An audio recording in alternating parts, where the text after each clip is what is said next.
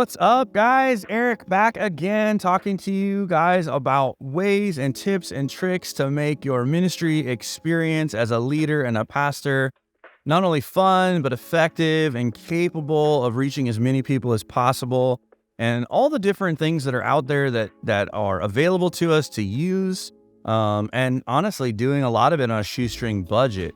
I'm a church planter, and we are about in our 4th year of planting. And one of the things that we found was that there are a lot of products out there that can help you out with different things that might get in the way. And so if you've been watching some of these posts, you notice that we've been talking about AI. And so I wanted to take today and give you just a couple of thoughts on how to use. It's probably the entry level / gold standard of AI that has recently been made available to everybody. It's been around for a while, but March, man, they really turned the volume on it by releasing a version that really did a good job. And that is Open's ChatGPT. It's a really powerful chat bot that up until March was really just be used for fun, to ask it like random questions.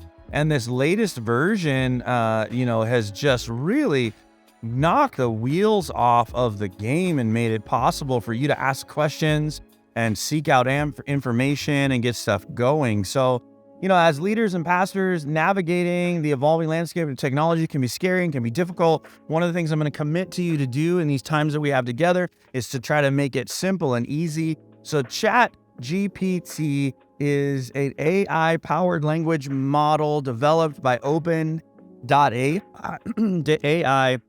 And in this conversation, we're going to talk about the potential of it and what it would look like for you. But first, let's talk about what it is. Like I said, it's a language model that uses deep machine learning and algorithms to generate responses in a very conversational manner. I think when it was first dreamt up, it was more like you could just ask your computer a question, and isn't it cool that my computer talks back to me like it's almost a person? And now it's become really the ability to leverage it to help you accomplish simple tasks that you would do in your everyday walking around, boarding and sleeping life. So applications for the leader and the pastor, I'll give you a few that I'm using. It has a potential to be a really powerful tool. You can use it to create content, and it can assist us as leaders and pastors for creating content for speeches, for posts, for social media. It can provide you with prompts and questions related to a specific topic. For example, recently we did an interview at our church with a volunteer, and we wanted to ask him some questions. It gives you the ability to say, what kind of questions could I ask? I was recently at a pastor's gathering, and a pretty famous sports figure was going to be there. And full disclosure, I'm not a sports guy. And so before I went to bed the night before, knowing that this sports figure was going to come, I asked ChatGPT, who is he? What are some questions as a pastor that I could ask him that would be beneficial for me to learn from his leadership skills and also make him feel that he's not wasting his time meeting with me? And it gave me these amazing questions that we all asked as a group, and really was a fulfilling time for us. Otherwise, I would have walked in and been like, sports, right? Because I'm not a sports guy. And it gave me the ability to have a meaningful conversation with someone and learn from their perspective, even though I had no knowledge base of what that would look like. So you can see there's ways that you can use that. I'm using it right now, honestly, to assist me in pastoral care. Now, I know that sounds scary and that sounds crazy. But sometimes what happens in my life is, and I'm co-vocational, so I'm working on doing other things from time to time. And I always have a lot of irons in the fire. I have a pretty large family and a large group of grandkids that I like to spend time with. So what ChatGPT gives me the ability to do is when someone sends me a message, it could be a text message, it could be an Instagram message, a Facebook message, whatever, hits me up on Twitter, drops into my DMs, whatever that looks like, and they ask me a question on the deep things, and I don't really have time to do a full dissertation on it. What I can do is use ChatGPT to write a rough draft before I send it out. I'll look at it, but write a rough draft. And so someone asked me recently about a specific passage in the Bible and a word that was used in it that they were having a hard time understanding. And so I just plugged that passage in, talked about that word, and asked it to cite me 4 sources that could help me explain this to one of my congregants. Boom.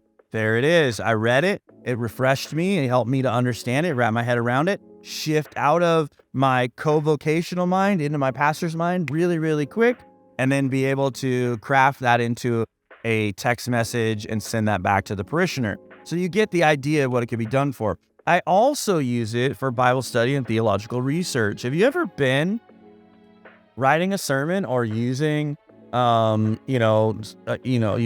study guides or your commentaries to write something, and you sort of get yourself a little cloudy or a little clogged up about a timeline, or did that happen before or after, or is this said somewhere else in the Bible? That sounds like they're quoting someone else. You can literally ask the chat bot to give you where are all the places that this phrase is being used.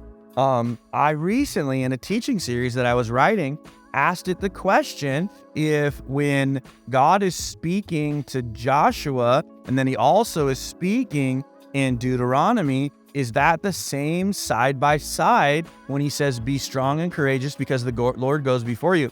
Are those side by side? Are those simultaneously happening?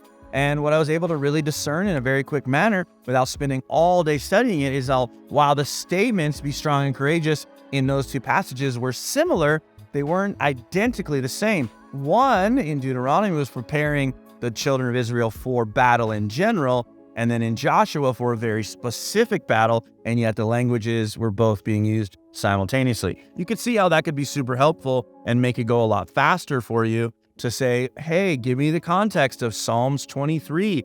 Who wrote it? What were they thinking? And why did they write it? Was there any other passages that were happening simultaneously? Boom, boom, boom, boom. Pops it out for you. You get to read it, digest it, find it out. And some of you are saying, well, that's cheating. Yeah, you're already Googling this information, or you're already looking at a commentary that someone else wrote, or you're calling one of your pastor friends and bouncing the idea off of them to get the information. If you're already doing that, then it's no different. So if those things are cheating, then I guess this is cheating too. But I do all those things already. Now I just get to have the bot do it faster for me. Now, again, I've got to pay attention. I've got to use it, make sure that I'm doing it in such a way that is honorable, godly, and my intentions are pure. Language translation. I haven't started doing this one. It's a little bit aspirational, but recently been thinking about what would it look like to provide subtitles on the sermons in my posts that are in other languages, because like during the pandemic, we had groups of people watching our sermons from other parts of the world. And we got contacted by churches in the Philippines and some of their people who were using it. Well, what would it look like to use AI learning and chatbots to put subtitles on top of my English spoken sermons in Spanish or Portuguese or you name it? How beautiful would that be? And again, it's out there. It could be done. I haven't done it yet, but I know that the technology's there and it can be done. So again, administrative tasks. I even recently asked a chatbot to help me plan the schedule for an outreach that was coming up, and I gave it a budget and I told it to help me build some markers for that outreach, and there it was. It built it all out, and I'll be honest with you, about 85% of it was completely usable as is, and it made a simple administrative task of how many teams do I need? How many people does that need? How should I spend this money wisely? This is my budget and what I have to do. So there's a lot of considerations for using apps that are chatbots like ChatGPT. It offers exciting possibilities for us as leaders and pastors. But yes, there's some limitations and ethical considerations. Let me give you those really quick. There's accuracy and bias. So you need to always be reading what you're going to post or what you're going to do and make sure it sounds like your voice and you're comfortable with what it's saying. Don't just let it do it for you and be lazy. Because again, somebody and some company somewhere owns all of this. And so it's only going to let it do what it has access to by the people who own that company. Like human connection is important. So, while we want to use technology to be high tech, we want to also be just as equally high touch, as we used to say back in the day. I want people to feel meaningfully and connected to me personally, but I also want to be able to get as much work done as I possibly can. And so that human connection, that authenticity, that face-to-face interaction, you can't just relegate it all to, well, the computer did it for me. And then ethical use. Leaders and pastors especially, we need to really ensure that the ways in which we're using this, like you got to draw lines in the sand and put up guardrails. A guardrail for me is I'm not going to have ChatGPT write my sermon for me. If you choose to do that, that is between you and Jesus. I'm not going to do that. So setting up guardrails in our everyday life is important. It would be the same type of guardrails that you would set up when using an AI or a chatbot to help you with your work. So honestly, as we're wrapping up today, there's a lot of potential here. There's a valuable tool. It can really help you with your daily tasks, ranging from content creation to pastoral care to email generation, you name it. The possibilities are endless. This is just a few that I use. Look forward to hearing from you. Drop a comment in the box. Make sure to like and subscribe, and we'll see you guys back real soon with more information about how you, as a church leader, as a pastor, as a staff member, can use technology and tips and tricks to more effectively spread the gospel in your local church. We'll see you guys real soon.